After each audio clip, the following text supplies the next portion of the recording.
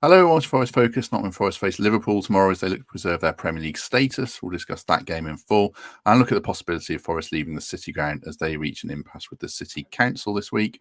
Joining me today to discuss all that, first of all, is Pete Blackburn. Pete, good morning. How are you? I'm good, thanks, mate. How are you? Not too bad at all. Not too bad at all. Second guest today is David Prutton. Prut, how are you doing?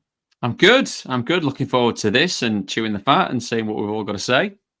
Good. And the third guest today is third appearance of the week. He's only here because Prutz is here. You basically said it before we started recording. Is Greg Mitchell. How are you doing, Greg? I'm good. I know we're a little bit late, but people are wishing each other good evening in the chat. So worldwide audience. We'll get there in the end. Yes. Whose fault was it we were late, Greg? Tell everybody. Come on. It was Matt's. It was exactly problem with his mic. Well, I hadn't plugged it in. That was the problem. I hadn't plugged my camera in. Page one of the podcast manual. Plug your microphone in. Good morning to Keith in Zanzibar, Tony in Somerset. Who else have we got? That's not really around the world, Somerset, is it? Miles in Sydney, Nikolovsky in Western Australia, and probably lots of other people all around the world. So good to have you with us. Right. I just wanted, before we get into Liverpool and the City ground chat, mop up our last few bits on the Man United game that we didn't discuss at all this week, but sort of been in the headlines. Prutz, you were there. You got paraded at half time. Didn't get rotten fruit and shame shouted at you. Which actually was a little bit disappointing. I was expecting maybe a ripple of a certain swear word that rhymes with something else, which I thought would have been very funny. But then that my 12-year-old would have had been able to have to take that on the chin and just probably reinforce what he already knows. Anyway, the last two talking points of the game, I don't think we've touched on at all. Felipe's potential red card for, I say, grabbing Bruno Fernandes round the throat. I don't know if he gently caressed it or what. It doesn't look like he absolutely laid into him. Man United fans say he should be sent off. I mean, of all the people to grab, I can't believe he was motivated to grab him. Is it a red card or not, do you think? I think it could be interpreted as a red card. Sometimes with those on the day, it's quite obviously at the discretion and the subjectivity of the referee. I wouldn't have been surprised if it had been a red card. That's not because the game's gone soft or anything like that. I just think, again, modern day referees can interpret it that way. I know that they'll point the finger, and they have done, Man United fans, with regards to Casemiro in the past, but that's just the way it went, and he didn't get sanctioned, so we move on from that. It's a silly thing to do. It gives the referee an option to put you in a very vulnerable position. But either way, if you're a Forest fan, you're happy with the outcome. If you're a Man United fan, you're a bit riled up, but there is a certain element, a faction of that fan base that does feel extremely sorry for themselves, which I just do not get. I presume you've discussed at length antics and reactions to challenges, etc., from certain Man United players. Well, no, that was the other thing on the agenda around what Ten Hag said about targeting Bruno. Just quickly, do either of Pete or Greg think it was a red card? And then we'll move on because it's a couple of days ago. It was, I think it was just one of those freeze frames, wasn't it, that made it look a lot worse than it is. And you've got to look at it, who it was against as well. So I'm going to say never a red. It's interesting. I'm looking at a still photo of Rodri grabbing Morgan Gibbs-White, and he got sent off for it. And it looks slightly worse than the still, but still, there you go. Pete, any quick opinion on that or not? I had a look at the law this morning because I wasn't totally sure how it worked. It looks to me like it's pretty subjective, as Put said. I think it's just a sort of case for the referee on the pitch to make a decision, to be honest, and VAR probably not to get involved, because I think the law basically says, are they using excessive force or brutality against an opponent when not challenging for the ball? So as far as I'm concerned, you wouldn't say for definite that it was those things, but I don't think you could be sort of desperately angry if the referee did make a decision. So I think it's fine. Stick with it. Cool. Thanks very much to Ollie Bowser for becoming a member, and anyone else who's signed up in the last couple of days.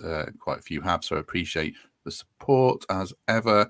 I thought it was probably a red, but it was so late in the game, and I think they just wanted to get... I mean, the bit, there's a couple of comments there, and you're absolutely right when you talk about the laws of the game, but as we've seen, it can still be down to interpretation. It's when it becomes anything from the chest upwards towards the neck, the face, etc., it becomes a different I think from an interpretation point of view, and a judgment call point of view, we all look at it differently. If you touch an opponent like that on his arm or on his back, you wouldn't think twice, would you? That's just the way that it goes. And quite frankly, when you see these things happen, Carabao Cup final, for example, you saw, I think it was Connor Bradley and Ben Chilwell go for it with a bit of a lean in. Categorically, if a referee went up to the two players and said, "Go on then, have a dust up," it would never ever happen. And that is taking it down to a bit more of a ridiculous position, but it would never happen at all. So the interpretation of what you see on a football pitch as opposed to what you see in a scrap are completely different things. But again, they're the parameters that we're working with within professional football. It looks utterly pathetic. It's laughable. You're talking about endangering the safety of an opponent. There is an element of, a subjective call on that. But because of what modern day football is, it will always be looked at in a very serious way. So I think, yes, I could fully understand if he was sent off, but he wasn't, and you move on. Yeah. Chilwell was funny, picking on like the skinniest, youngest member of the Liverpool team. But let's be honest, the youth team at Liverpool sounds double hard anyway. So you wouldn't do that, regardless of the 15, 16, 17. It'd still probably knock you out. So you pick your targets, regardless of how old they are. Go after Fulham's youth team. I'm sure they're a lot softer. Just quickly, we're almost 10 minutes in. We haven't got to Liverpool yet. Was there ever an opponent you wanted to knock out Prutz regularly every time you played them? You could name here or not? Or a teammate? Plenty of teammates, yeah. And that was probably reciprocated to me. It's just, I mean, watching it. So you sat there, and I was watching it with my like I said, my son, my daughter was there as well, my wife. And not that they're particularly offended by the antics of footballers, but you just watch it. And then I go and watch my son play on a Saturday morning, grassroots type stuff. And you come away really quite frustrated, angry to a certain degree. But then you realise why kids are acting like they are, because they watch professionals act like they are. And that twee sentiment of the setting an example, I don't know whether there's either an appreciation or a botheredness about the fact that is the case. But they will watch that. So Bruno Fernandes is a very, very good footballer, one that I could have got nowhere near at all over the course of being any good at what I did as a job. The regularity that he goes down with, the ability to fall and look at the ref at the same time, how cynical is that? Oh, it's a foul, ref. Where are you? There you are. What's your thoughts? Just really, and again, it's not bashing a continental player that's come to play in England. It's not because we've seen English players and British players that are just as adept at doing that type of thing. It just looks ridiculous. It really leaves a sour taste in the mouth, because every single tackle then becomes them trying to get the opposition. But when it's a contact sport and these things happen, not every single coming together of a player needs sanctioning by the referee. Not every single coming together is a foul. So the continual going down and then the absolute utter anger about the same thing happening to a tackle going into a Forest player, and the frustration and the anger about it being awarded against them is just, it's insane to see. And like I said, I've been part of the problem in the past. I played professional football. I've seen these things happen firsthand. I've been a fairly robust player in my time, but you just watch it and it's just rubbish. And then that's exacerbated by the manager getting the hump because Fulham will put something on TikTok about the same thing, and you go in, Manchester United are getting riled up by Fulham's TikTok. Yeah. What twilight zone are we living in? It's I don't. So therein lies a team that was built on absolute greats, super tough people, and serial winners. And what it is now, I think, is a pale imitation, unfortunately. Yeah. I mean, the notion they targeted him is ridiculous, because Ryan Yates fouled him once, and that I can think of, and I remember because it wasn't a foul where he gave him a shove on the back. Was someone going to come in then? Sorry. Yeah, that's what annoyed me more than anything. Like with Ten Hag's comment saying that we targeted him, he's the one giving them the excuse to act like they do on the pitch because he's weak. He's sleepwalking out of the Man United job. Everyone can see that. And then he's doing these stupid press conferences. He's never learned from how he treated the Sancho situation. And he's still coming out with utter rubbish now. He's embarrassing, that football club, and he will be out the job at the end of the year anyway, and he won't be missed. And he looked like he was going to be one of the maybe bright sparks managers in the Premier League, but he's certainly not shown it so far. Right, let's move on to the business of the day then. Liverpool. Sorry, one last thing, Matt, just because I thought about it walking the dog just now. When you are in favour and in vogue, it's a wonderful thing to see. And seeing the affection that Mourinho has held in by Forest fans is really great, to the point where there was a moment in the first half where a pass back to Matt Turner got a huge round of applause. And you are kind of suddenly going, wow, I mean, he's in everyone's good books at the moment, isn't he? It was a 15-yard back pass with no one on it. It was like, well done, Mourinho. And you're just thinking, I mean, that is a sweet spot as a player. He deserves it because he's wonderful. The way he goes about playing is great. And he's an absolute joy to watch and a real great ambassador for Forest. But I just thought, wow, mate, keep up the good work because you've got 25,000 people right on your side there. It was great. Liverpool at home then. Very good, very good. Sorry, we're 11 minutes in. No one's complaining that we're not talking about the game, so I guess people are still on board with what we're saying. Right, Pete, how are you feeling about this game? We discussed it a bit yesterday with Greg and Fletch, and we were not resigned, but we were recognising how difficult it would be. What are your initial thoughts on the game? Before I answer that, how much is it going to annoy you if I just make one more comment about Man United and Ten Hag? Because I would like to. I didn't want to jump in because Greg and Prutz were doing such a good job of hammering this miserable Manchester United team. No, go for it. We'll see how far into the show we can get before we talk about the show. Yeah, I think I can get us to 13 minutes easy. I just wanted to say modern football is just absolute BS, isn't it? So much of the time. You can't have any interest in what managers are saying after games. This is the same manager who I'm pretty sure I read recently described Anthony as unstoppable. I'll take what he says with a pinch of salt. Anyway, I'll move on. 12 minutes, we're all right. Liverpool, I mean, it's a daunting proposition because they're very good. They've got something intangible extra to play with at the moment, haven't they? This whole Klopp situation, and sometimes there's a feeling that those things brings fans and players and staff together, and obviously they're going to be overwhelming favourites for the game. But I mean, a big part of me just thinks, isn't that what we're here for? There's no point getting promoted to the Premier League and then having your tail between your legs, bricking yourself every time there's a big game. I think that goes for players and for fans. So, I mean, I've got a few thoughts on it. The first thing, when it comes to the fans, I just don't think we can overstate the importance of the fans playing a part in this.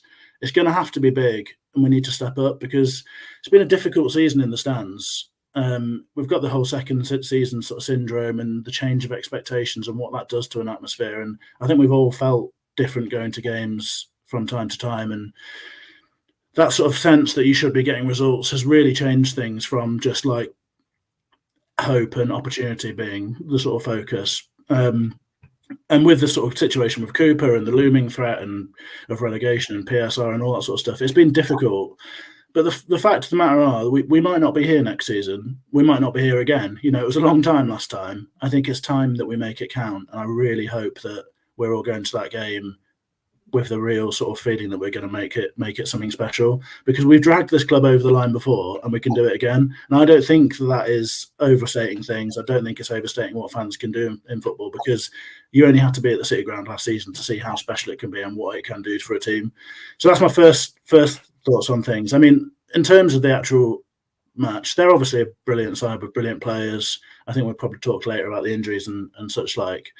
And the context of the game means that it's pressurised, because whether we can get points or not is one thing, but we need to escape the game without an absolute beating, because the rest of the season is important and confidence is going to be fragile, and these things can make a difference. So we need to put in a good account for ourselves.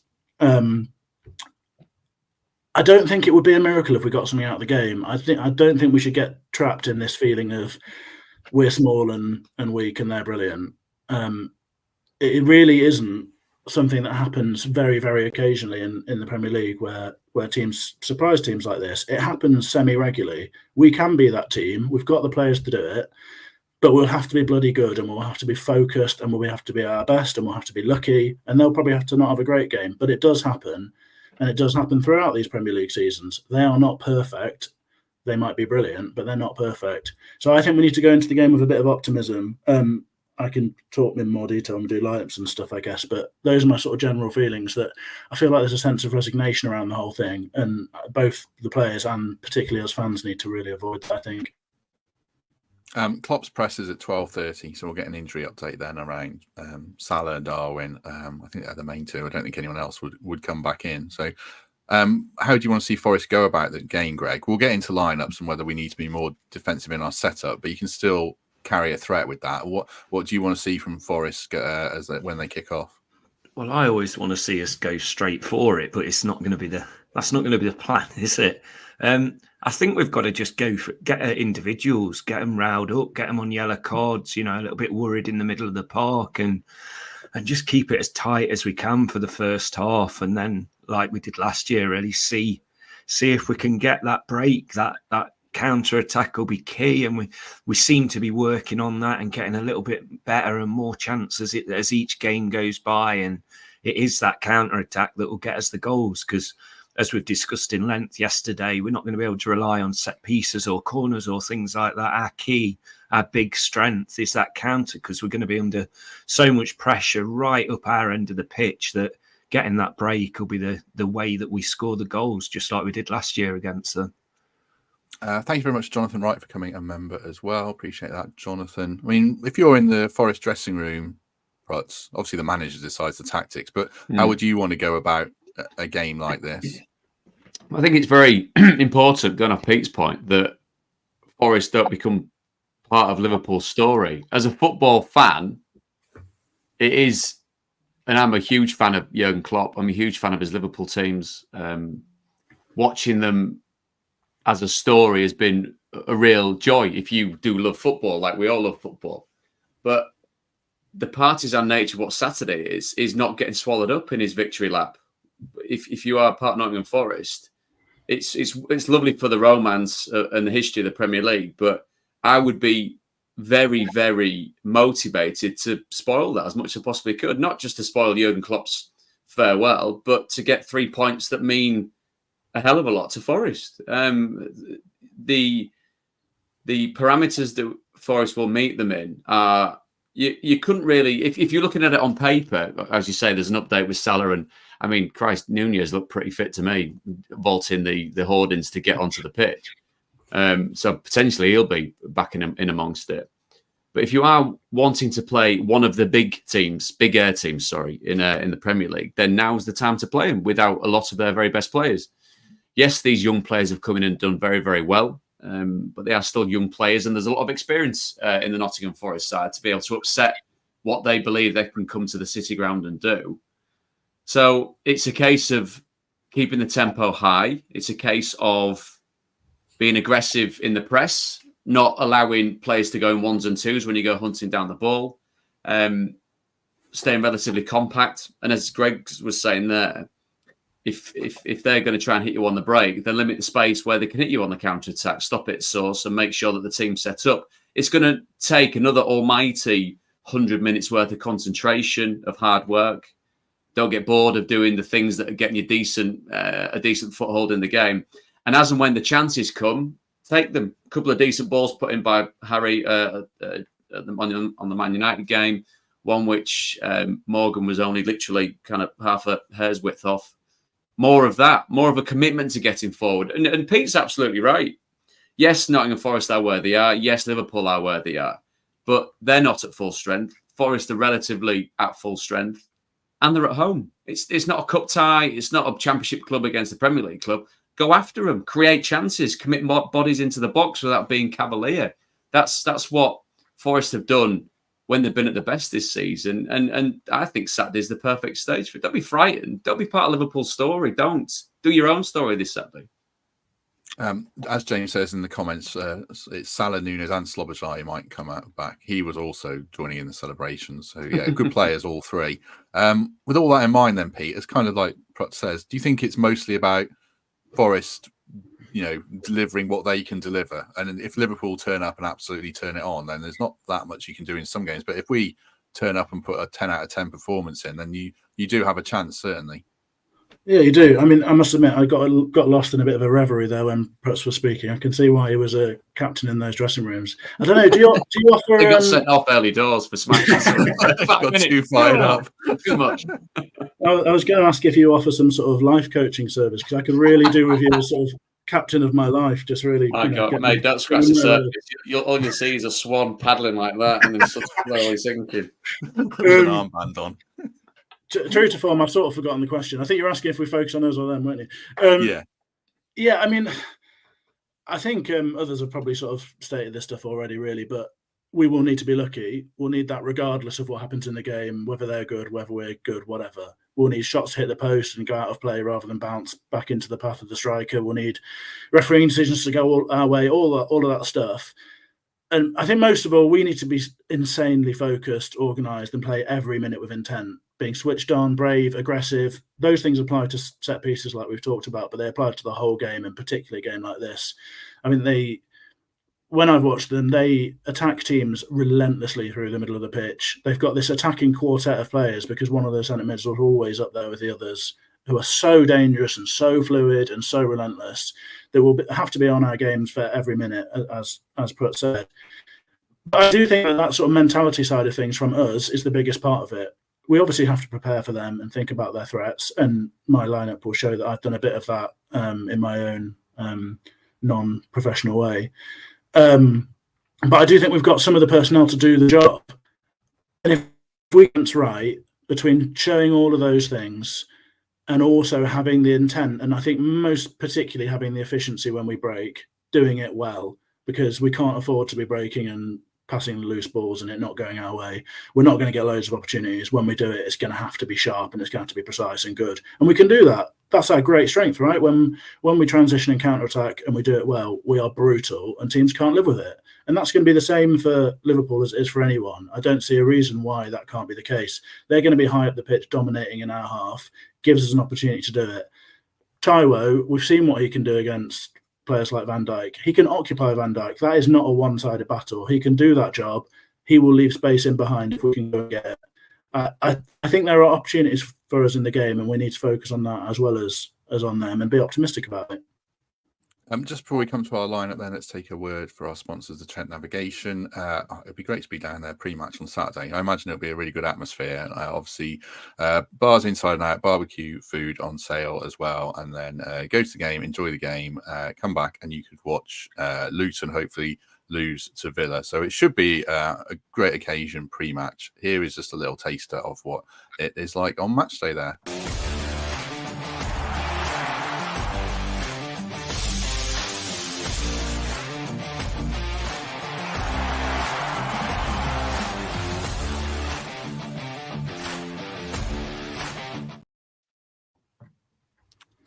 I was going to say let's go to our lineup, and then I can't find the lineup in the graphics. Of course, here we go. Sorry. Right, this is Pete's lineup, but it's sort of my lineup as well. It's what I kind of came to having chatted with him on WhatsApp last night, really. So slightly different to normal, same personnel, slightly different shape. I'll read it out, and then we'll get some thoughts on it. Matt Sells in goal. Nuno did press yesterday, and there was no mention of Sells being injured or anything, so we'll kind of assume that he's fit. And then the update around the AFCON players was that Willy Bolly's close, Ibrahim Sangare is close, Ola Reina's still out, and Chris Wood's close. So that's what he said. So maybe we'll see. Where's Prot's going? Maybe we'll see a couple of those lads on the bench. I don't know, but this is a reasonable approximation of a team, I think. So Matt Sells in goal, Nico Williams right back, Felipe Murillo central defence, Harry Toffolo left back, and then we've got Danilo sitting as a number 6, and then a 4-man midfield: Elanga, Gibbs White, Dominguez, and Hudson-Odoi, with then Taiwo up front. So it's 4-1, 4-1, yeah. So Pete, what's your general thoughts on that, and then we'll get into some specifics. Just before I comment on that, there's a very lovely comment from Danscape in the comments saying that if Brut still had his Jesus look, I'm pretty sure Pete would join his cult. Firstly, that's true. Secondly, I'd be fighting Greg Mitchell for top spot in that cult. Without a doubt. On the lineup, I had to call a bit of a war committee to discuss this with some friends last night, because I just don't feel any great confidence about making these selections at the best of times. And obviously it's a particularly difficult game. My sort of instinct is that we need to balance worrying about them and the threat that they pose, but also making sure that we pose that threat ourselves. So what I've done is picked what I think is the best 11 footballers available in, relatively sensible positions, hopefully. But I've just tweaked it slightly by moving to that 4-1-4-1 in the hope that we can look to be compact, tight. We'll probably have to have the wingers tucking in and giving away some of that wide space, because I think the biggest threat is going to be lots of bodies through the middle, and the interchange between those attacking players is frightening at times. So we're going to need numbers in there, I think. So it's hopefully just putting us into a shape that I think gives us a little bit more of a chance to do that defensive job, while also keeping the players on the pitch who are able to nick the ball, firstly. Dominguez and Mick Gibbs-White are both pretty good at that. And then to find someone who can take us into the counter-attack and have those speedy and sort of threatening wingers out wide as well. I sort of think we need that. I was tempted to think about teams whether we played a box in midfield and really sort of clogged up the middle of the pitch and various other options, but I want to be optimistic about the game and I want to play to our strengths. And I think realistically, this is a very different team to the Cooper team. I don't think we've got it in us probably to find a 0-0 draw in a game like this. I think we need to be thinking about our threat and how we can try and get the goals that will bring us a point or even more. So that's what I've hopefully done. I think those are the best players in form available at the moment. So it's the team that makes sense to me, but I could understand criticism of it because I'm not desperately confident. What do you think about that team, Greg? And I'll ask you about Gio Reyna as well. I don't think he would start this game, but you've been advocating for Gio Reyna to get minutes, and he doesn't look anywhere near it. I mean, is there a case, would you start him as an extra 10? Would you play something different? Is that too defensive? What do you think about that lineup? Yeah, I mean, I think Danilo's the talking point in there, but he's well and truly earned his spot recently. I think he's done excellent the last few games.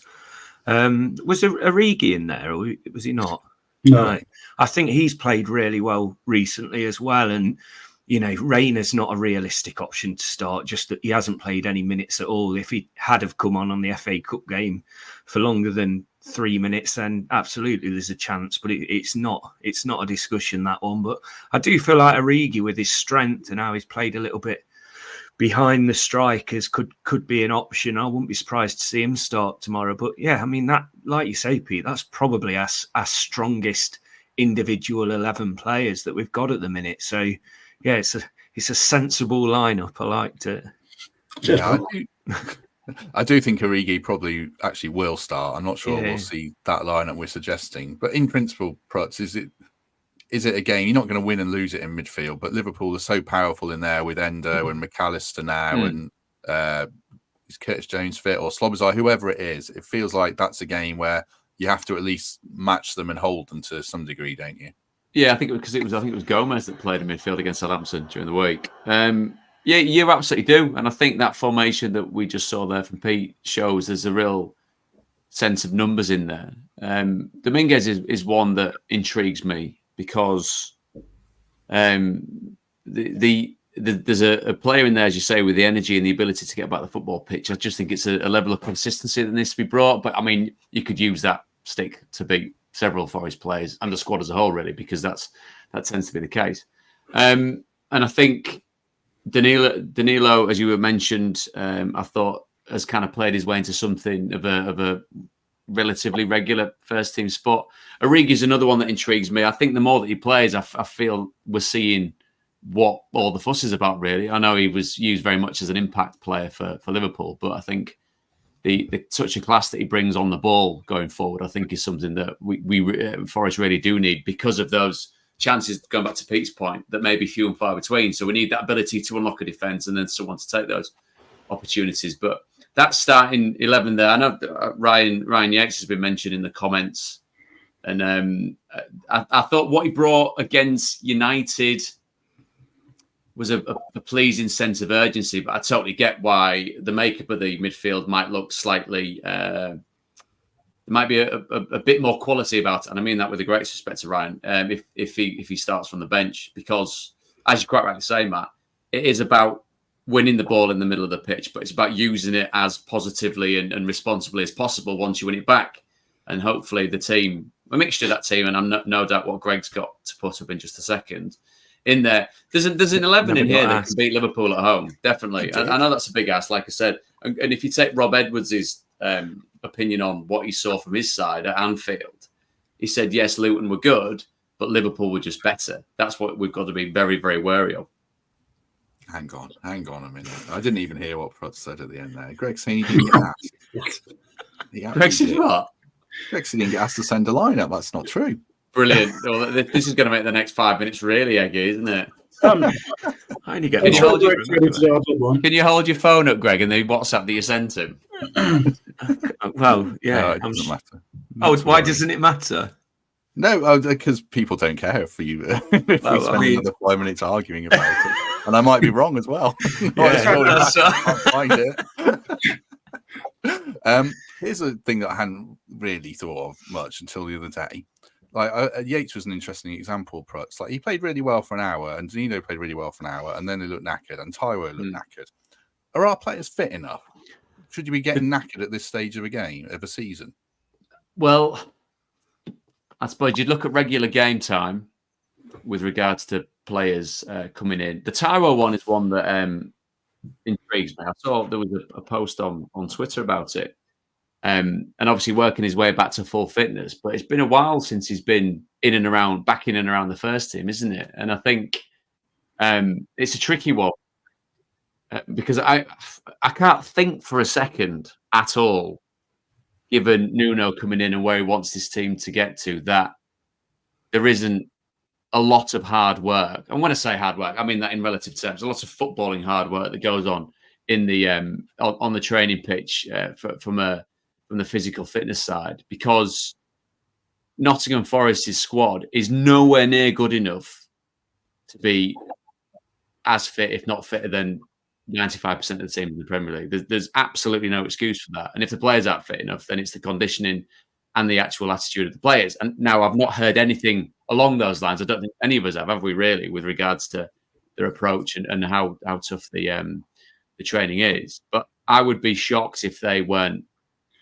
being pushed within reason, obviously, with a lot of games coming up between now and the end of the season. But yeah, 60 minutes in to be, even if you are a player that's in and out the side, 60 minutes into a game against a team against Manchester United what I would class as unacceptable. If you're blowing out your backside an hour into a game as a professional footballer, then there's serious questions that need to be asked. I can't find that message. Perhaps I'll have to issue an apology to Greg. All I can find is Mighty going off on Turner in the group chat. So yeah, second apology of the day. So, it's not a full apology. I'll take it. I'll scroll properly. Accepted. Any final thoughts on the game, Greg Mitchell? I'm very sorry. Just make it a famous City Ground night. Remind the council, the owners, everyone why it's so important we're at that stadium, because it is such a special place. I know we call it the world famous, and it is only us that call it, but it is our world famous City Ground, isn't it? And just make it that fortress tomorrow, because like Pete said earlier, that could be the difference for us. It was the difference so many times last season, Man City, Liverpool, even like the Chelsea draw. And we've got so many special times there, and just make tomorrow another one. Apology fully retracted. Will you be doing tomorrow's podcast, mate? I'm happy either way. 10 a.m. If so, could you send me a lineup, Tar? Yes, mate, I'm in. Can't let Prutz down. Good man. Ooh. There you go. I was going to swear. I mean, that's very up to the minute news-wise, isn't it? Leaking WhatsApp messages and referencing messages being sent. Exactly. Right. We should move on, because Greg very professionally teed up the next topic around leaving the City Ground. There was a story yesterday from East Midlands Today, Forest saying that they might consider moving because they've reached an impasse with the council on the freehold on the City Ground, which has got 33 years left, which sounds a lot, but you have to make decisions in that time if you are going to move stadium. So it's basically over the annual figure. I think it was a difference of around 700 grand a year or something like that. What's your just in principle, before we get into specifics, actually pondering leaving the City Ground? Greg's already had his say. Pete, would you ever think it's a viable topic or not? Well, viable is a different question to the one that I want to answer, I suppose. It may well be a viable one, but it's not one I want to consider. I'm not cool with the idea whatsoever. The proposed sites that have been discussed over the years are not city centre sites. They're not close to the heart of Nottingham. All of them would be a massive downgrade. I think we would lose something that makes us incredibly special. And for all the sort of foibles and faults of the location where we are, the fact that often it's quite a rubbish experience in many ways going there for hot water doesn't exist quite a lot of the time, and all that sort of nonsense. It's often a bit crammed. The commercial facilities aren't great. All that stuff, whatever, viability, I don't care. We stay there. It makes us special. I'm not having this whatsoever. Yeah, and the interesting thing, Tem said this the other week, like when I think of building a new stadium, I think of that Spurs stadium, all singing, all dancing. The budget on that is astonishing. I don't know if Forest could produce that or produce something more flat pack King Power Stadium updated 20 years. So yeah, I think I would much rather stay, obviously. What's your take on it all, Prutz? Is this going to be a messy situation, or is it posturing by certainly one party to pressure another one, do you think? Well, I mean, if you read broadly across the country about the perilous state of a lot of councils, I mean, there was an article I was reading about Birmingham City Council, and the figures that are involved in these governing bodies are absolutely astonishing. You presume things just work and things are there, roads are there, amenities are there, facilities are there, things are looked after, don't you? You just presume that's always going to be the case. But you see these councils that are making up huge deficits in income and expenditure. So when you hear this particular story and the figures involved, Pete made a good point though. This was just before we came on, that the money that is being talked about, the £250,000 up to £1 million, that initial smaller figure, Pete, is quite old, isn't it? With regards to how. Yeah, the lease was signed in 2011, so it's an absolute world away. Which, as you said, it's a huge jump in money. But if you relate that to what we've all experienced across the board in jumps in what things cost and expenditure, then possibly to get your head around it, you kind of think, well, if you put it in that type of context, then you can see why the figure then becomes somewhere near that, but you still think it's still a large sum of money. That's the kind of financials. The romantic in you says that Forest being there is where they should be, where they've always been. There's so much history in that place. A lot of football now is a bit sanitized and kind of it's got to be box fresh and squeaky clean. I think there's so much charm and tradition about the City Ground that it would be a huge emotional mistake to move. The cynic in me and someone trying to play devil's advocate with this is, having played at Southampton since they moved to St Mary's and heard the fondness of the Dell. Southampton are a team transformed to the team that played at the Dell. You talked about Leicester City and Filbert Street. Sorry to mention Derby County, but moving from the baseball ground to their stadium, you mentioned Tottenham Hotspur, £1 billion stadium, that is, isn't it? It's an astonishing outlay of money. I can understand why there would be a thought process of it would be a very, very sharp, immediate, painful process. But then you might be speaking to a generation of Forest fans in 25 years' time who are absolutely reveling going to an all singing, all dancing, easily accessible stadium that they've created for their own, because things do move on. But having a foot in the past and having experience of that place and knowing what it brings and what it is and having seen it, not just as a player, but covering it from a punditry point of view, when you've got wonderful playoff games, when you've got the Arsenal game, when you've got games where they've done so well to keep themselves in the Premier League, I can absolutely understand, if you're a fan, why you need to stay there, because without history, without tradition, without emotion, what is the point of following a football club? There isn't. Yeah, massively. I can see Forest frustration. Like they are saying, we want to invest in this city. We want to, this will bring in income. This will bring in jobs. This is good for the community.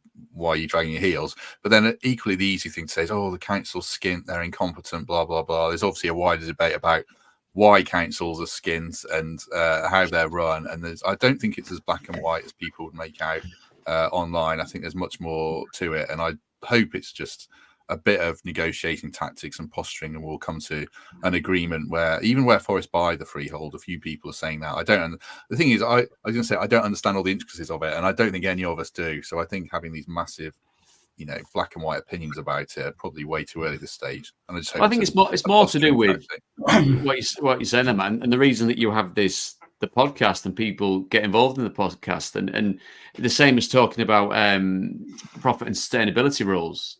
We can talk about them, we can have an opinion on them, but the only reason people follow football is because of how it makes them feel. Maybe that does sound a little bit twee, but if you love the City Ground and want to stay at the City Ground, you can absolutely, as a fan, dig your heels in and say, no, I'm not remotely bothered about great access, lots of parking, you know what I mean? Some kind of hipster food court that you can go in and watch some geezer play music on. There's hot water. your rhinos that don't make you feel physically sick and stuff like that. But you can the intricacies are for people that we all inherently trust to know the intricacies of. And if it turns out to be financially better off for Nottingham Forest in the long run, then and they do move away from the City Ground, then it would be very, very disappointing and heartbreaking to a point. But if you've still got a football club in 100 years' time, and part of the reason was because you moved from one place to another, then it then becomes for the greater good, doesn't it? Which sounds a bit business-like, and I don't know anything about it, but there's a potential kind of line of thought. But I get that, and the business side of thing would tell you to move ground. I'm sure they would. If it wasn't a football club, if it was a normal business, you'd absolutely move your offices to another area. But people saying it's negotiating tactics, smoke and mirrors, I genuinely believe there's a real risk now because we are at such loggerheads. The council have to get approval from the government now for all their funding, basically. So they can't just say, okay, we'll accept this. It has to go to government. So it's not only we're working with numerous councils, it's also a political thing, a Labour council, a Tory government. It's such a mess where it will get to the point now. I mean, we're 5 years down the line from when we have initially released these plans and said we were going to do things. How long does the owner wait? We don't live forever in this game. He's going to get to the point where he wants his legacy. And I just think as fans, we need to really let them know how important this place is to us, to most of us. I understand some people won't have the same opinion as me, but that ground is absolutely everything. When Filbert Street got knocked down, or the whatever it was called, the baseball ground, it's not the same. It's not the same as walking over Trent Bridge. That's the most unique experience in football as a fan. And that can't be lost. That has to remain forever. Our grandkids have to be able to walk over Trent Bridge and see that. Going to a bowling, wherever it may be, Clifton or Ganston or wherever they find some space for this mega 50,000-seater stadium with a Starbucks on the corner and, a nice little whatever, a rubbish pub. It's not going to be the same. Hot water. Yeah, we can still have success in. Look at Anfield, the way they've managed to develop that in the most impossible situation. There is always a way to do something. They just have to realise how important it is that we stay there. Can I just add as well, Matt? I totally echo everything that Greg has said, and I do think that this is a very serious situation now, and one in which the fans should be having their say, and we've got an opportunity to do that on Saturday. Let's make sure that everyone sees what this place can be. I just want to add as well. I mean, I think this is so disappointing that we've got to this position for a number of reasons. I mean, not least in 2019, the club announced in an announcement that is still on the club website now that they had extended this lease for 250 years. I mean, it's not the first time recently that we've had statements from the club that have turned out to be nonsense. See PSR, and we're sticking with the rules around profit and sustainability. I think that is so disappointing. And now to see all this stuff playing out in the press with these sorts of petty tactics as well, I think is grim. There's obviously a real problem with relationships, and as Greg said, it's exacerbated now by a situation where the City Council is in dire straits and commissioners now have been called in. This is not shocking news to anyone. This has been on the cards for a long time. We've known the situation with the City Council, and for many, many months, there's been a situation where they've still been able to make their own decisions, but they've had financial support from various accountancy and consultancy firms.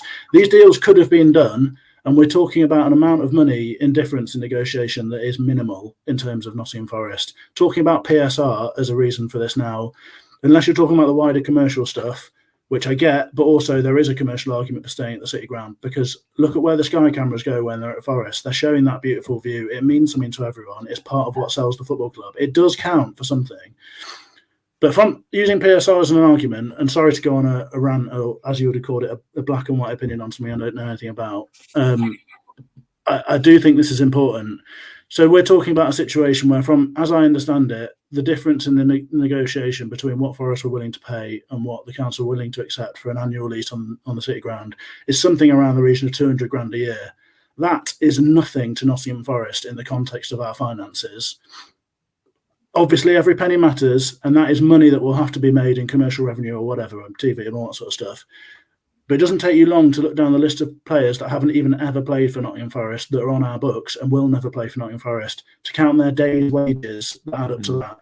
This is a month and a little bit of Harry Arter, not to use him because I know it's always an easy one, but this really is not massive stuff for Forest. And I think with Will, this stuff should have been done by now and could have been done by now.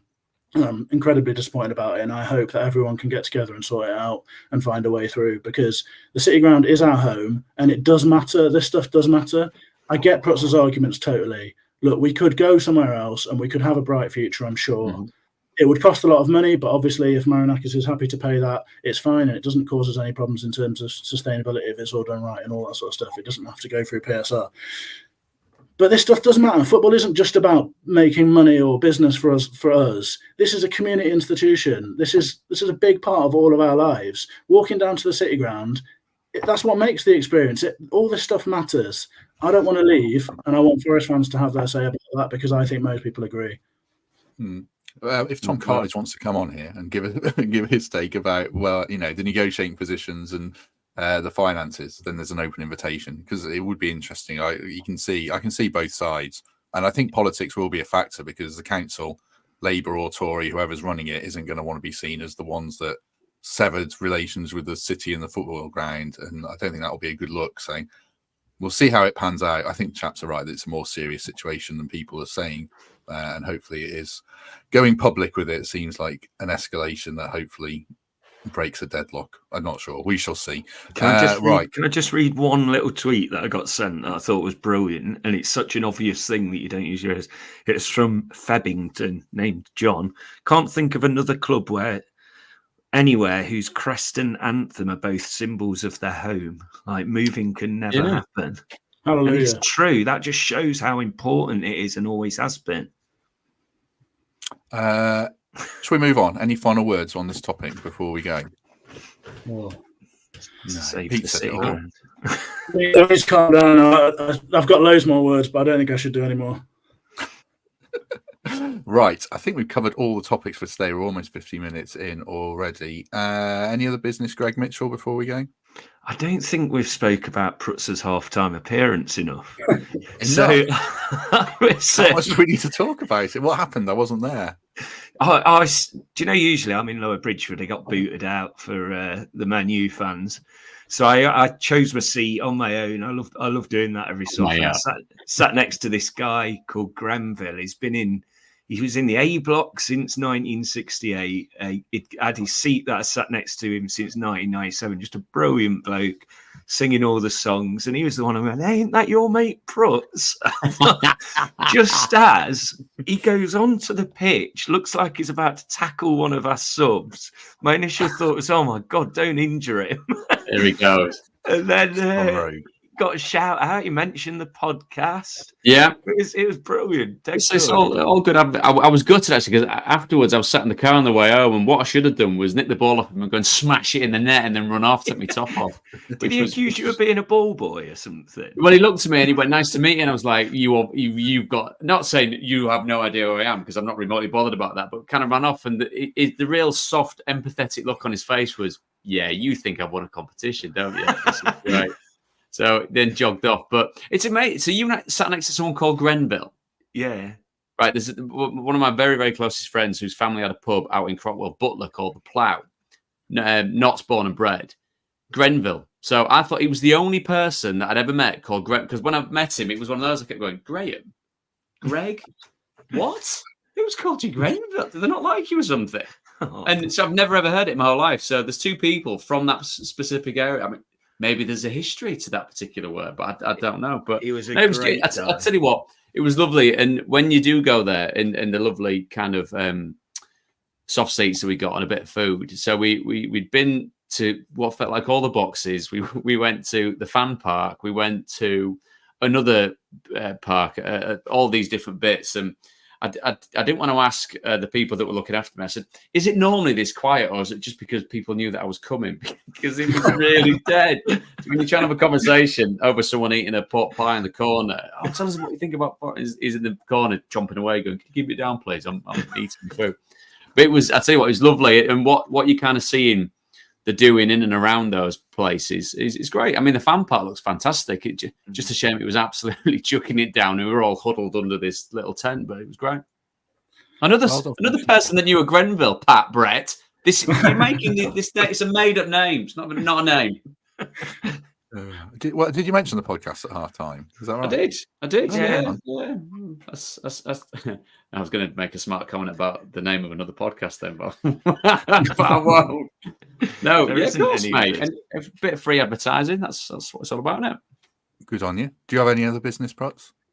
It's not compulsory. No, overly. We stayed till 85 minutes and thought we'd make a dash to get out of the Brian Clough car park. Timed it completely wrong, missed the goal, and got stuck in the traffic. But that's kind of part of the course. But no, I thoroughly enjoyed it and look forward to seeing what team plots up and what result comes out of Saturday. Pete, anything from you before we go? Just a couple of very small sentimental bits, as per. Firstly, and I've said this on the pod today already, but anyone who's going to that game on Saturday, please make it absolutely insanely noisy and positive and everything that we can be at our best. There's been some really grim games this season where I've gone to where there have been fights in the stands and all sorts of misery. I just don't want to see any of that stuff. I want us to leave that ground, regardless of the result, feeling like we've given everything like we want the players to. So I'd appreciate being part of that. So anyone who's going to be there, come on, let's give it something. And just the other thing, it's an absolute pleasure to be involved in this pod and chat to the chaps. And the comments have been incredibly amusing and funny and critical and all those sorts of things today. I've just seen one from somebody called Marte saying, imagine changing the River on the Forest badge to the A52, which really made me laugh. So, no, thanks to everyone who gets involved, because it's just an absolute pleasure. And I know it's a point I made a couple of weeks ago, but if you can, times are tight, but if you can, sign up and be a member, because I think what Matt's doing here is great. So please do contact if you can. Thank you. Yeah. There'll be a member stream next week if you sign up as well. We'll do one of those. They're quite good fun. Greg's done one and they're quite a good laugh. What was the other thing I wanted to say? Oh yeah, I'm going to watch Dune 2 in the next couple of hours, which I'm very much looking forward to with Mrs. Davies. Day date. Aren't you, Matt? Day date. Yeah, get a job. I'll do 6 of these a week, Greg and Mitchell. A quick poll. Was it you? Any of you go to? Would any of you go to the cinema on your own? Out of curiosity. Do you want me to, a fun fact? I was in. Yeah. I broke a metatarsal when I was playing for Southampton, so I was out for about 3 months. There was a nice little cinema down there in the kind of Harbury type bit. I went in on crutches. I had an automatic, so it was my left foot that was. Yeah, it wasn't. So parts up, crutched in, up to the top, sat in the corner, box of popcorn. No one else in the cinema bar, and another couple down there. Fellow walks in, looks at his ticket, walks up all the steps, crutches there, boot up. He went, "Sorry, mate, you're in my seat." there were 4 people in the cinema. So I said, "Shall I move then?" And he went, "If you could." So it's like crutch past him, and like harumphing as a, "Yep, sure, yeah, is it? Yep, fine, okay, thanks, yeah, brilliant." Pompey fan. Probably, yeah. Probably a Saints fan. I'm glad you're injured. Would you go to the cinema on your own, Greg? Yeah, I haven't been to the cinema since God knows. What was that war film? 1917 was it? Good That was- film. yeah. That's the last time I went to the cinema. I just never go. So yeah, I'd probably go on my own. No one else would probably go with me. So yeah. That's a good film. 5 years old. Pete, would you? I've got to ask everyone now. Would you go to the cinema on your own? We're really hitting all the serious stuff around.